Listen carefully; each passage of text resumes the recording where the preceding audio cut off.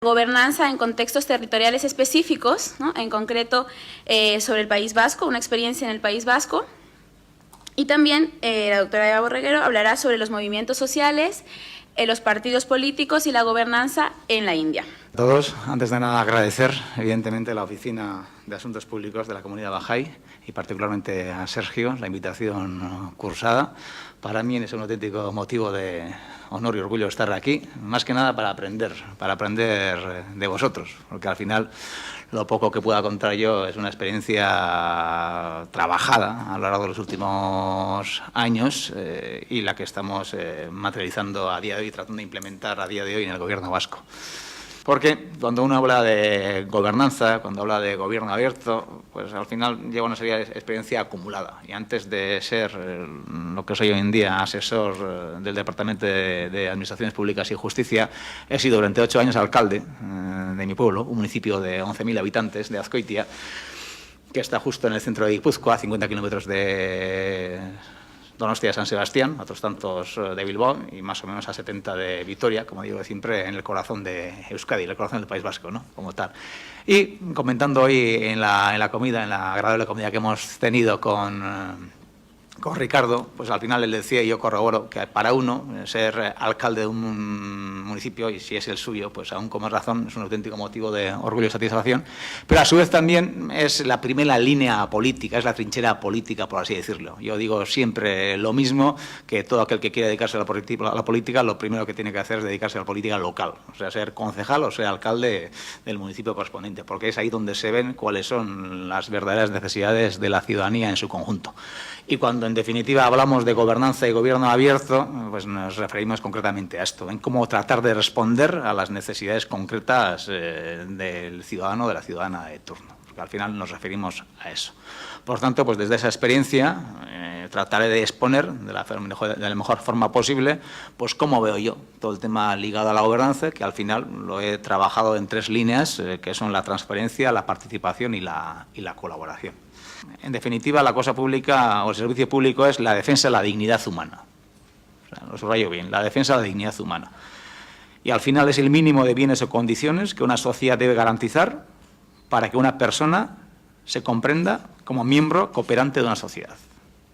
Y al final, ahí resumo a qué se tiene que dedicar uno cuando se dedica a la política, se dedica a la cosa pública, al servicio público en su conjunto. Pues en definitiva a la defensa de la dignidad humana con todo lo que ello lleva. Y todo eso pues en un mundo, como bien habéis comentado durante la mañana, pues realmente complejo. O sea, una sociedad compleja, una sociedad múltiple en todas sus vertientes, desde el punto de vista identitario, lingüístico, religioso. Y al final ahí nos toca jugar, en ese tablero nos toca jugar. Hasta hace 10, 20, 30, 50 o 100 años no era esto así. Al final estaba el Estado-Nación, que era el padre protector de la criatura y por tanto, pues al final, a partir de ahí se establecía el marco de juego, que era un marco de juego más o menos previsible. Hoy en día no es así. O sea, hoy en día al final tenemos que sabernos adaptarnos a la incertidumbre y saber vivir y convivir con la incertidumbre, de no saber lo que nos viene. Solo aquellos países que tienen instituciones sólidas y con una calidad democrática y de funcionamiento contrastada van a sentar las bases para un crecimiento económico sostenido. O sea, un país corrupto nunca va a ser un país que vaya a promover un crecimiento económico sostenido, donde la defensa principal sea la defensa de la dignidad humana. Es completamente imposible. Serían primero los 7 principios de las instituciones públicas, los 7 principios del buen gobierno. Los he resumido para que a uno se le puedan meter bien en la cabeza y con palabras lo más llanas o sencillas posibles. Altruismo, que sería tomar las decisiones pensando solo en el interés público. Evidentemente habría que definir qué es el interés público, pero pensando en el interés público, en el bien común. O sea, el concepto de bien común. O sea, tomar decisiones pensando solo en el bien común. Integridad, que sería no asumir ninguna obligación con terceros que pudiera influir en la decisión que se tenga que adoptar sobre ellos. O sea, yo así lo defino. O sea, no asumir ninguna obligación con terceros que pudiera influir en la decisión que se tenga que adoptar sobre ellos. Objetividad, basar toda elección en el mérito de los candidatos o de las candidatas. Sería la meritocracia. de la que carece actualmente, en mi opinión, la política. Yo soy parte de la misma porque pertenezco a un partido político, pero alto y claro lo digo, y por eso decía que mis opiniones son las mías, las Sierra Bar y nada más, pero alto y claro lo digo, que hoy en día la política, y particularmente los partidos políticos, carecen de meritocracia. Pero si no volvemos al concepto de meritocracia, difícilmente podemos ser una sociedad sana, con instituciones sanas. Por tanto, hay que basar toda la elección en el mérito de los candidatos o de las candidatas. La responsabilidad, que sería someterse a cualquier control pertinente para el cargo desempeñado. Transparencia, que sería mostrar la transparencia posible, la mayor transparencia posible en las decisiones adoptadas. O sea, tampoco esto es el escaparatismo, es el frivolismo, que también tenemos el riesgo de caer ahí, de no saber verdaderamente lo que es importante y caer en cuestiones meramente superficiales, creyendo que somos realmente transparentes cuando no lo somos. Pero para ello decía antes que lo importante, junto a la transparencia, es la responsabilidad en el sentido de someterse a cualquier control pertinente para el cargo desempeñado. Los controles son muy importantes y aquí viene sobre todo la rendición de cuentas.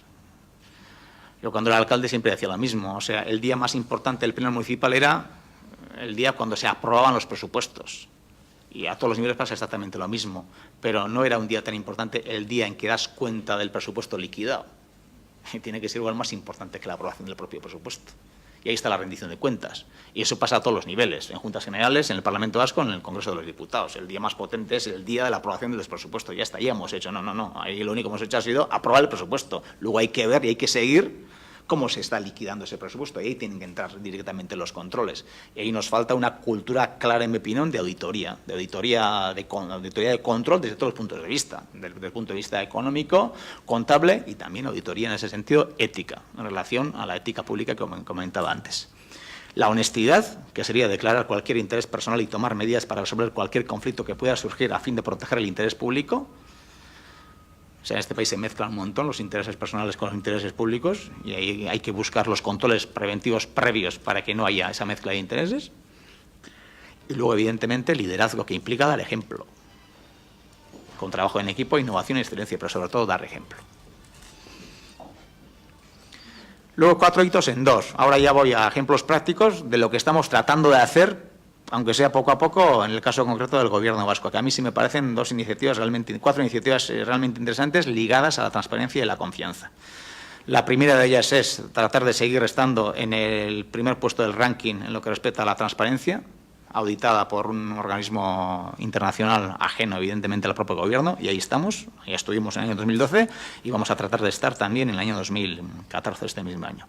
Y luego otra iniciativa realmente interesante que para mí es novedosa, que es la puesta en marcha del Código Ético y la Comisión de Ética Pública. Esto es una cosa realmente novedosa porque no lleva poco más de un año. O sea, hay un montón de códigos éticos por todos los lados, códigos éticos o corporativos. Pero en el caso concreto del Gobierno vasco, a la vez que el Código Ético, que ahí os doy la referencia del boletín para que lo leáis con cierto detenimiento, la diferencia es la creación de la Comisión de Ética Pública. O sea, está el Código Ético, pero al lado del Código Ético está la Comisión de Ética Pública con 2 expertos en la materia. Uno de ellos es Daniel Iriarity y la otra es Eliza Pérez Vera, una de las que fue magistrada del Tribunal Constitucional en su momento, junto al consejero de turno y otros 2 altos cargos del Gobierno. Y ahí se analizan todos los casos ligados al Código Ético. O sea, todos los altos cargos del Gobierno vasco, una vez que asumimos nuestro cargo, tuvimos que adherirnos al Código Ético. Y a partir de ahí, pues tenemos que cumplir nuestro quehacer político de acuerdo con lo que marca el Código Ético. Y la verdad es que a lo largo de este último año ha habido 14 consultas ligadas a comportamientos que podían ser susceptibles de duda. ¿Y de qué estamos hablando? O sea, por ejemplo, un caso concreto que son públicos porque están en la página web del Gobierno vasco. Yo cuando voy, por ejemplo, a un congreso de Telefónica como consejero de Administraciones Públicas y Justicia y me regalan un iPad, ¿qué tengo que hacer con ese iPad? ¿Lo tengo que llevármelo a casa o lo tengo que dejar en el Gobierno? Esa consulta existió y la respuesta del Código Ético y la respuesta de la Comisión de Ética Pública fue, pues déjalo en el Gobierno. Porque evidentemente esa recepción de ese iPad pues puede influir, y volvemos a la parte anterior, en tu integridad, en el sentido de que puedes asumir una serie de obligaciones con ese tercero, en el caso concreto de Telefónica, que cuando llegue el momento, el hecho de que te hayan regalado el iPad puede hacer que a los de Telefónica les veas de forma diferente a los de Orange cuando opten, por ejemplo, a una contratación pública. Igual no es así, pero igual es así. Por tanto, evitémoslo.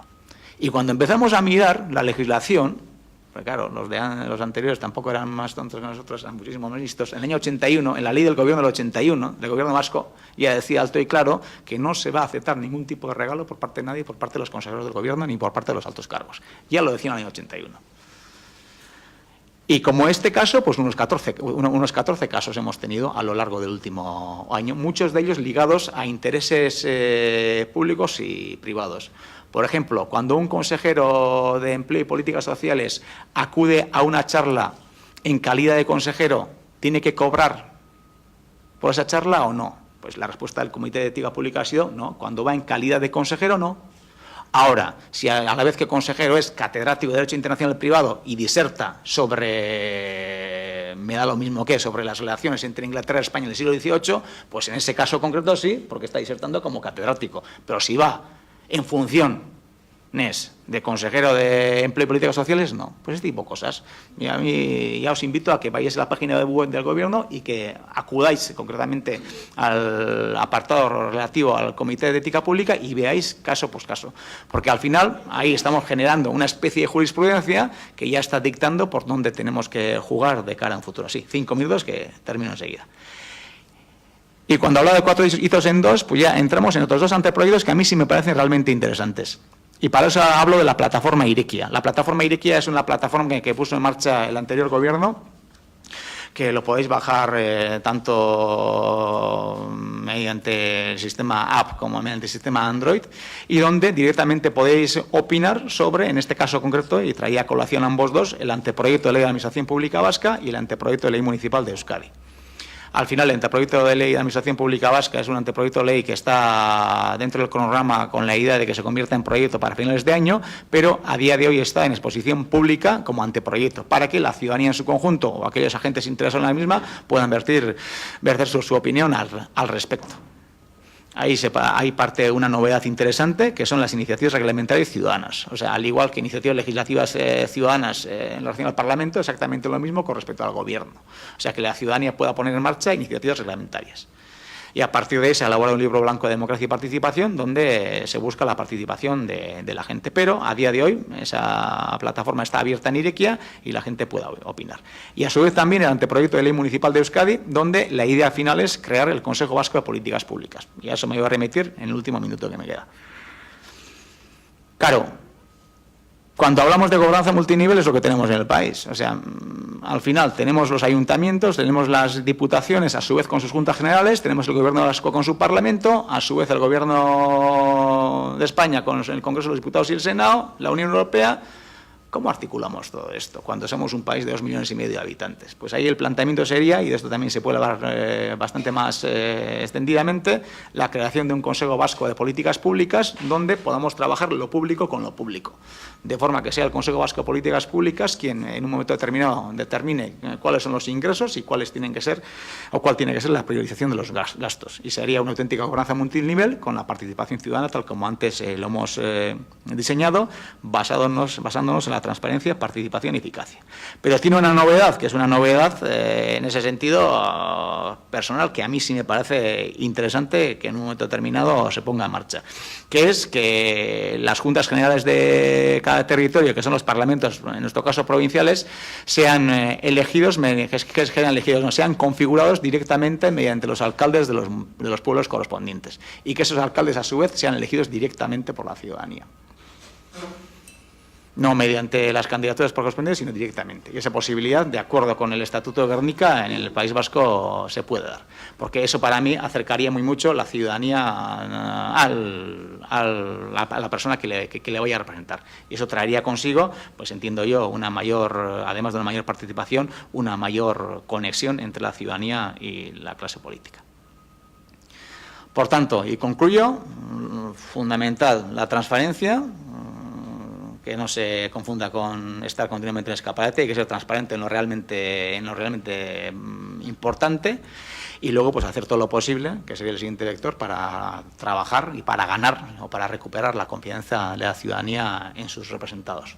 Porque ahí también vuelvo a una frase de Daniel Innerarity que a mí sí me parece importante, que es la reivindicación en este momento determinado de la política, porque la política es la única defensa que nos queda a los débiles, que somos el 95% de la sociedad, desde todos los puntos de vista. Por tanto, es el momento de reivindicar la política, pero hacerlo con un proyecto país, con un proyecto claro, que es lo que tiene que hacer el líder político de turno. O sea, tener muy claro a dónde quiere ir y trabajar sobre todo para las siguientes generaciones y no solo para las siguientes elecciones. Es que ricasco, muchas gracias.